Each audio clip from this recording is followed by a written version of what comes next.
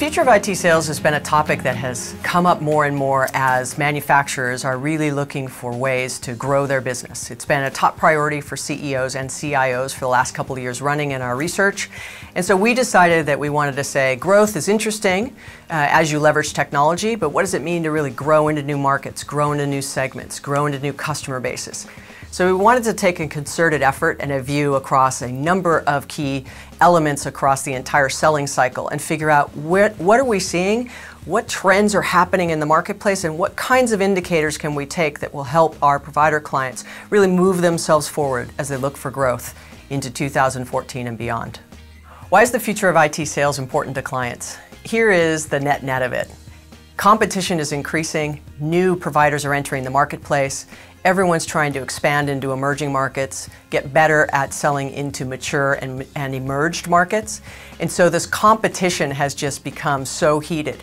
And optimizing what is currently the selling models is always the de facto fallback for most sales leaders in IT manufacturers and providers today. They go back to what has always worked for them in the past.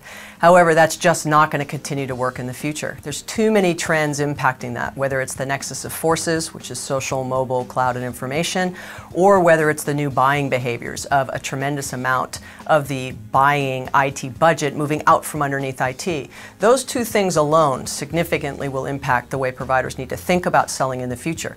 So if falling back on old habits is what they expect to do and have similar returns, that's where the challenge is going to start to show itself.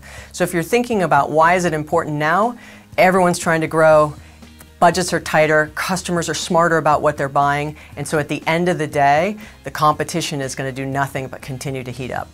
So it's interesting, through this entire research project that we've been undertaking, we have identified what we believe will be what the future IT selling organizations are going to end up looking like. Today we feel very much a disconnected organism. There's disconnection between the product groups and then the marketing team that's doing segmentation, and then ultimately the sales team that has to execute in the field. And so going forward, we really believe that this connected selling organism or this connected sales force is going to be what's going to drive competitive value into the market. So in making sure that you have the right products sold to the right customers through the right selling motions is going to become critical to success. If one of any of those three is out of place, the model doesn't work.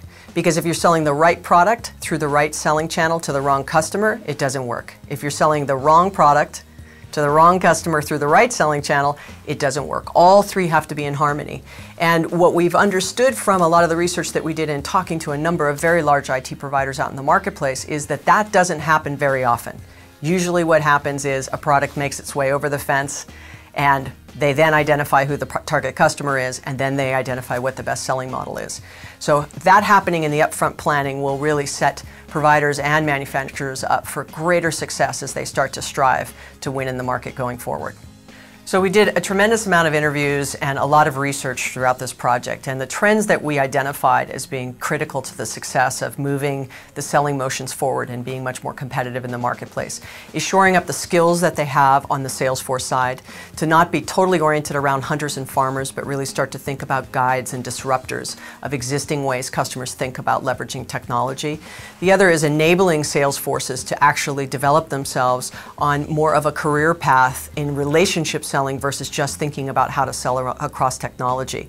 The other was having lots more data in understanding what's actually happening in the sales motion so that they can quickly optimize in areas that will bring the greatest returns. And last, really, that was absolutely critical to the future success is identifying a team of people that are going to be solely focused on understanding where to invest for the future, what to double down and protect, and really the under-leveraged assets that can be moved forward to ensure future growth in the existing category, and then what things are just no longer profitable and don't make sense for the business to continue to invest in.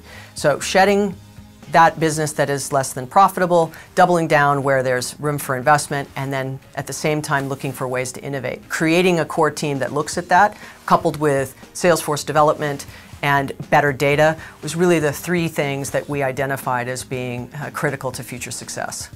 We hear so much of the time that people are competing against the products and how to benefit the business in getting much closer to the customers in an intimate fashion.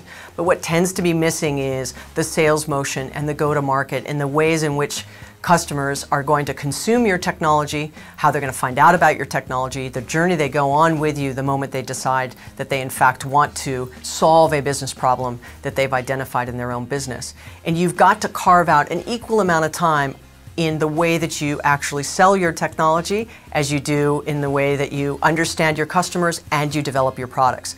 As I said, you've got to think about those three legs of the stool. What's the right product with the right customer sold through the right selling motions will become critical. If you're leaving out that third, it's just not going to be as successful as it could be.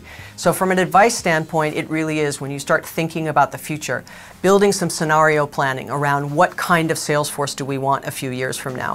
What is it going to look like? How's it going to be organized? What kinds of sales reps do we need? How do we launch products to market? How do we understand and test that while at the same time we're protecting our revenue streams that are coming in today? So advice from me would be step back for a second, do an inventory on your current selling model, and make sure that you're doing everything you can do to grow in the future.